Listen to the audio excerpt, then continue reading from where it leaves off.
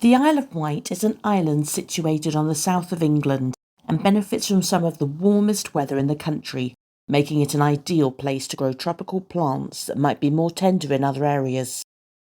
Even just travelling around the island, you'll see many beautiful tropical plants in gardens and parks. But here are my top 5 places on the island that you can visit to see stunning tropical plants.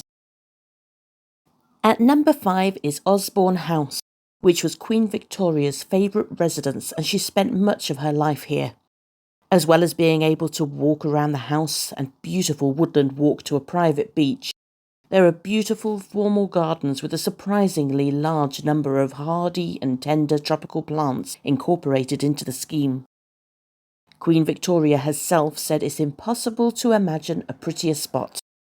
The ornate terrace gardens were renovated in 2016 as part of a major conservation project and are listed as Grade 2 on the Register of Historic Parks and Gardens. The Prince Consort participated directly in laying out the estate, gardens and woodlands to prove his knowledge of forestry and landscaping, and the royal children were encouraged to garden. Each child was given a rectangular plot in which to grow fruits, vegetables and flowers. The Trachycarpus fortunei was planted by Queen Victoria in 1851, and the one you see here today is a direct descendant of that tree, planted by Queen Elizabeth II in 2004. At number 4 is Butterfly World. This may not be an obvious choice for plant enthusiasts, but the tropical glasshouse that is home to many beautiful species of butterflies also houses plenty of tropical plants. There is also a Japanese garden with koi pond and Italian Renaissance zone. There are many flowering varieties of tropical plants in the glasshouse, as the nectar feeds a large variety of the butterflies. As an all-indoor attraction, Butterfly World could be perfect on a rainy day, although be prepared in warmer weather as the glasshouse is very warm and humid. If the heat does get too much, however, there is a free return available within 7 days. This is also a lovely place to come if you've got children in tow. They can enjoy feeding the fish or watching the butterflies emerge from their chrysalis.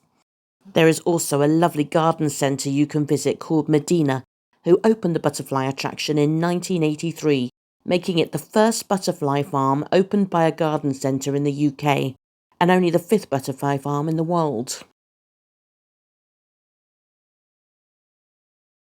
At number 3 is Amazon World, another great attraction to visit with children as it is first and foremost a zoo. However, it was first created when the owners obtained a large glasshouse, which was home to both tropical plants and bird species. From here, Amazon World grew into a leading attraction with many animals from the Amazon region and plays a massive part in conservation efforts, becoming a registered charity earlier this year. The zoo contributes to several international breeding programs, including ones for highly endangered species such as the Bali starling, a species that at one point had a mere 11 left in the wild. It has also had considerable success in breeding the two-toed sloth, a species that is notoriously difficult to breed in captivity. Amazon World also purchased land in South America through the World Land Trust to help conserve the South American natural habitat for the animals they house and care for. Today, the tropical glasshouse still houses plenty of lush green tropical plants native to the South American rainforests. And as you walk through the winding paths, it's not only plants that you can see. There's a beautiful pond filled with fish. You can see turtles and alligators. And of course, the birds flying through the branches of the trees gives it a real jungly feel. So although Amazon World isn't advertised as a garden, it is still a fantastic place to visit if you're interested in these plants. And number 2 is the Shanklin Chine. Chine is a local word used only on the Isle of Wight and in Dorset. It is of Saxon origin and means a deep, narrow ravine. It's formed by water cutting through soft sandstone leading to the sea. Shanklin Chine is a historic gorge full of natural beauty and is unique in the quality of its flora and fauna. It is a rich haven of rare plants, woodland, wildlife, and enchanting waterfalls. Starting in Shanklin Old Village, the Chine has a drop of 32 metres to the sandy beach at sea level in just over a quarter of a mile. Shanklin Chine covers an area of approximately 3 acres. The Chine was formed over the last 10,000 years. The stream is continually cutting its way back to the foot of the downs where it springs. In the latter half of the 19th century, stones were laid at the top of the waterfall to slow this progress. There are at least 150 varieties of wild plants, and more than 50 species of moss and liverworts have also been recorded so far, some of them extremely rare. Ferns, grasses, wild garlic, horsetails, golden saxifrage, wild fuchsias, winter-flowering heliotropes, to name but a few, all grow in abundance. By day, the Chine is stunning. However, if you visit in the evening, you'll be rewarded with the Chine Lumiere, when hundreds of lights illuminate the narrow paths, streams and waterfalls held within. Without doubt, this is the hidden gem in the island's crown jewels. And you don't have to wait until very late in the evening, even in the summer months, to enjoy the spectacular lights, as the position of the Chine means it loses its light much earlier than the village or the seafront. So if you're looking for a more wild, natural, jungly experience, then the Shanklin Chine will not disappoint. And finally, at number 1, we have the Ventner Botanic Garden.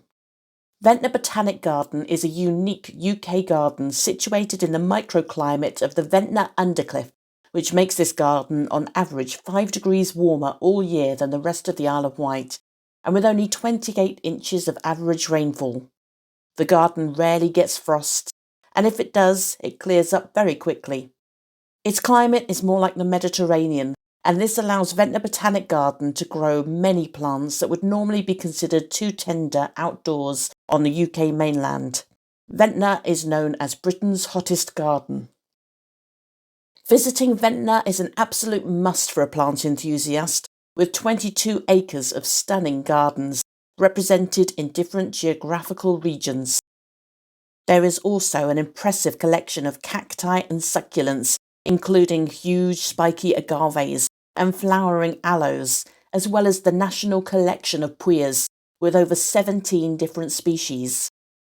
Mature palms thrive here, including several large Washingtonia robusta, which is rare to find at this size in the UK.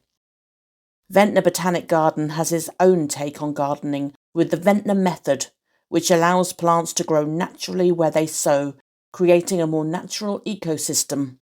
Leaves and branches are not cleared and weeds are allowed to grow, so while it may look a little more untidy than other gardens you visit, the natural cycle of nutrient recycling is beneficial to the plants, the soil, and the animal wildlife. There is also a tropical glasshouse for the more tender species that cannot be grown outdoors all year round, with a beautiful pond and waterfall which is a spectacular sight. Here you can see the giant Amazon water lily and the carnivorous Dutchman's pipe. There is a Japanese garden with a collection of bamboos and some large T-Rex tetrapanax plants. And in the Australian section you'll find tree ferns, bottle brushes and Wollemi pines. So if you're planning to head to the Isle of Wight this summer, then make sure you don't miss a visit to this spectacular garden.